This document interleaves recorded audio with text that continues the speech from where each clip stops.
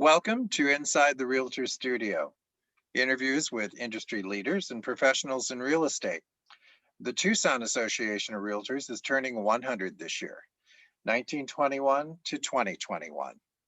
We honor our history by conducting interviews of the past presidents of the Tucson Association of REALTORS. We'll learn a bit of history by talking to the experts themselves.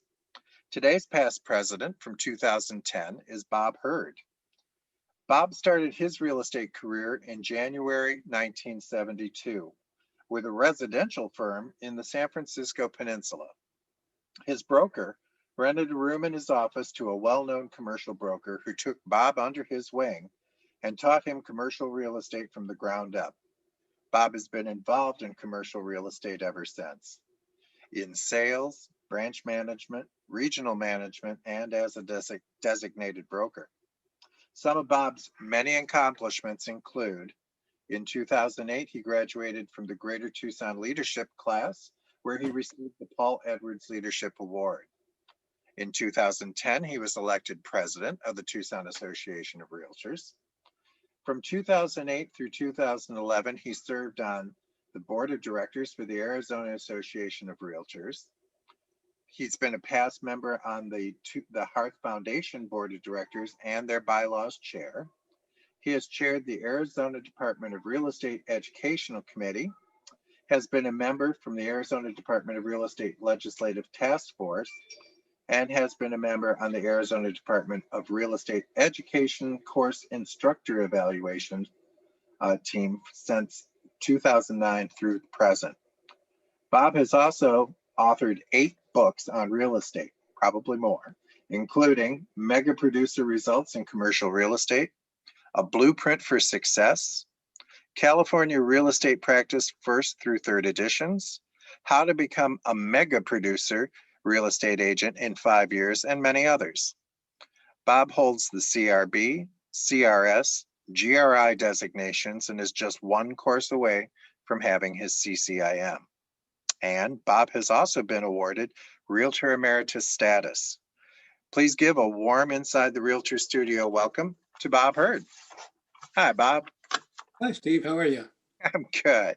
Let's start out and talk a little about real estate before you were president. So you told us you started in San Francisco, but what drew you to real estate? After I got out of the Army, I went to work for United Airlines as an A&P mechanic in Los Angeles. Moved to San Francisco to the maintenance base, and in November of 1971, I was in the very last group of 68 mechanics United laid off system-wide. I had a choice of bumping a junior mechanic in Chicago and moving there, or taking the layoff. So I took the layoff, and we had just bought a house, and the realtor stopped by to say hi, and this is what you do. And I told him what happened, and he said, I always thought you'd be good in real estate. Why don't you get a license and come to work in my new branch office in South San Francisco? And I did, and it's just been wonderful ever since. Wow. And so you started out, you were being mentored by a commercial person there, who I assume you did most of your deals with, but how about in terms of residential real estate? Residential, I started with, first thing I did was, we didn't have computers in those days. So I went online not online, I went, I sought out NAR, and I bought books from NAR, and I read them like 2 or 3 times a piece. Wow. Because knowledge is power in this business. And then I went with my branch manager. We started knocking on doors and got listings, and it was really quite fun. And in terms of your commercial real estate sales and that, have you ever specialized in any particular area, or? I tend to specialize in multifamily more than anything else, but back when I was trained, you kind of just did it all. Nowadays, I even talk about it in one of my commercial books. Nowadays, it's much more prevalent to specialize in one field, and I even talk a lot in the book about the narrow and deep concept. Yeah. I do an interview with Bruce Supis with CBRE Commercial, and he really talks about that. And he is hard to beat when you're going for a listing in office. Yeah, I think of Nicole Burley Fisher's son, Max, who's specialized industrial. I mean, that's what he's focused on, and he's doing so well at it. So Yeah, you briefly touched on what was the technology of the day? yeah, there wasn't any. We carry a roll of quarters and dimes in our glove compartment of our car. In case we had to make a phone call, we'd have to stop at a phone booth Yeah. someplace. And there just wasn't any. The MLS was a big, thick book that you got listings daily or twice a week, and had to tear them and put them in, and uh, all kinds of stuff. We got our first MLS computer in 1974. It was about the size of a typewriter. It had two rubber things. You dialed your landline phone and then stuck it in that, and then it would start, and it would go brrr, brrr, and it was heat treated paper. So I was showing property to a young couple and printed out 6 homes to show them. We drove to the first home. I put the listings up on the dashboard, and we went in the house, looked, came back, and it was totally black. The sun had turned the whole thing black. That sort of thing. So that was technology back in the day. There's a learning experience. So then how did you get from San Francisco to Arizona? My oldest daughter moved, and her husband and her family moved to Arizona back in '95, I think, or something. And I've always loved the desert, always. And we came down to see them. And the more we came down, the more I liked it. And it just got so crowded. The San Francisco Peninsula, hasn't had any land available for years. They just keep building these big monolith condos with no road structure for the cars and everything. And it just got so crowded. We said, why don't we just make a change? So we did. So we moved to Scottsdale. I went to work for Marcus and Millichap Commercial for about almost a year, but that just wasn't for me. So I saw an ad in the paper for the manager's position at Tucson Realty and Trust's flagship office. And so I asked Eileen, I said, if I got this job, would you move to Tucson? She goes, sure, of course. We've been married almost 54 years now. Wow, congratulations. Thank you. Yeah. So I applied. There was about 60 applicants, and I got the job and managed for Chuck Amos for a year. And then Long Realty bought the company, and I managed it for them for a time, and grew it to 177 agents. Yeah, that's good size. Yeah, it was fun. Yeah. So why don't we shift over to your presidency now? And of course, you were operating out. Well, no, I think were you operating out of the current building? When I was president, yes, yeah. When I first started on the board of directors, we were in the old building, I guess on Swan. Yeah. And for a year and a half or something, I'm not sure. That's a long time ago.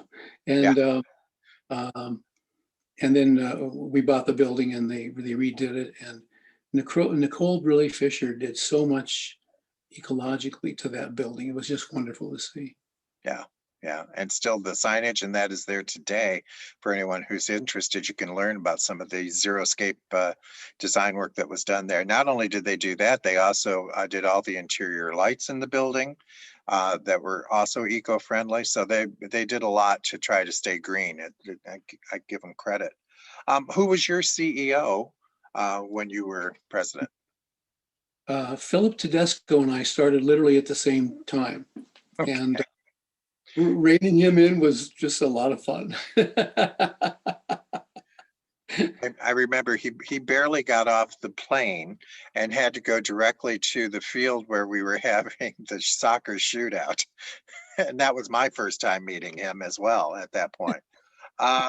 So how did you get involved in association leadership? Well, I've been in leadership positions a long time, and I've always liked that. I like mentoring and helping people, leading, trying to make an environment where people grow and prosper. And the more I looked at the board and the association leadership and what it meant to so many of the agents, I felt like I could really make a difference. And so I decided to try to get on the board of directors and was successful. And it was a really fun journey. And you mentored so many, but did you have a mentor or anyone that you looked up to in leadership?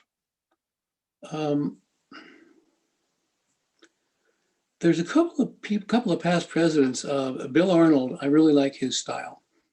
And Lisa did such an amazing job of vetting the new CEO. She really stepped up to the plate. So it was fun to watch. Gary Best was the one that really was, I say, my mentor. I like his style, and he asked me to be chair of the bylaws committee, and the bylaws hadn't been updated since 1969. So I gathered together a small group of people and we redid them, and that was a lot of fun. But Gary's quite a guy. Oh yeah, we're still waiting to do his interview. That'll be fun. So what do you think your biggest challenge was during your presidency?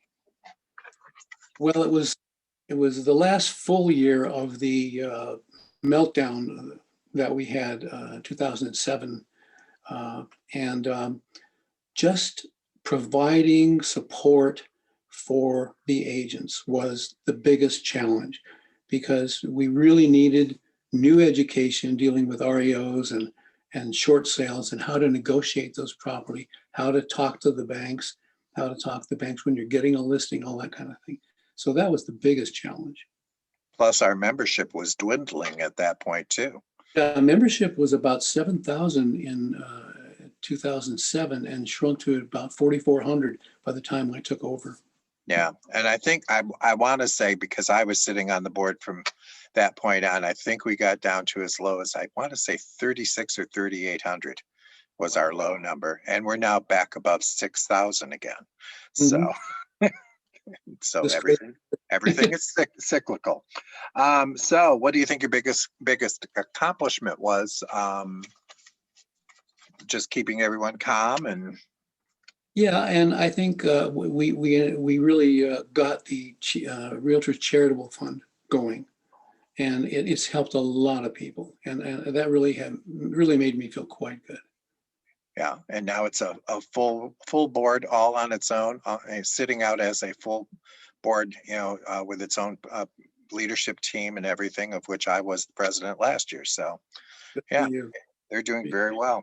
So, did you serve on any AAR or NAR committees?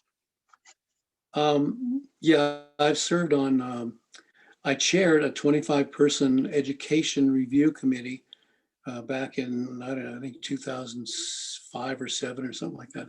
And we completely revamped the licensing tests and requirements. We made the sales exam somewhat harder, and we made the broker's exam significantly harder. And we initiated the 3 classes that designated brokers have to take every time they renew their license, or every other, whatever it is. And I think that was a good thing, because a lot of guys, they get their license, they're the DB, and they just have no clue about what it means to have people working for you. So, any other thoughts about your term while you were in office? No, it was just a steady, try to have as many meetings as you can, get enough people there, get them educated, and keep talking to them, and keep them up, and keep them going through the fog.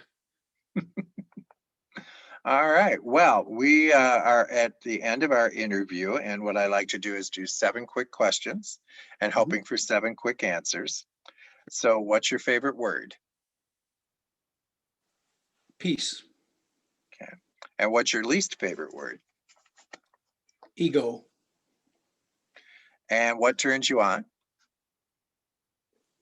Helping other people. And what turns you off? People with bloated egos. What profession other than real estate would you have liked to have attempted? This is a little longer answer, but if I had the ability to do anything, I would reenact. I get again my A&P licenses, airframe and power plant licenses. I would gain a national reputation for being the guy to see to redo, buy and redo and sell vintage aircraft, Mhm. the biplane and the old aircraft. And I'm betting there would have been some books written about that as well. Absolutely. Yeah. I'm glad you explained what the A&P was, because I think of the grocery store and that. I had no idea what that stood for. I'm going, that's a strange acronym. All right, cool. And so, what profession would you say you're super glad you didn't attempt? Being a police officer. I don't think I really have the personality for it. That's a good thing. Uh, in closing, if you could do a shout out to anyone living or not in the real estate community, who would it be and why? Well, Clyde Rogers was the commercial broker who was just so kind to me and so patient, really trained me. So he's passed away some time ago, but just a great guy. I think Gary Best is the epitome of professionalism in this industry. And there's three people that either are at or were at TAR that I'd like to say thank you to, and that's Annalisa Moreno, Christine Sanchez, and Sharon Meadows. The three of them were just stalwarts, and they were so helpful. They really do a great job. Yep, three super women, that's for sure. Well, Bob, I want to say thank you so much for this. We won't let people know that this is ×2. We had some audio difficulties before. It felt fresh to me. I hope it did to you. Yeah, that's fine. All right.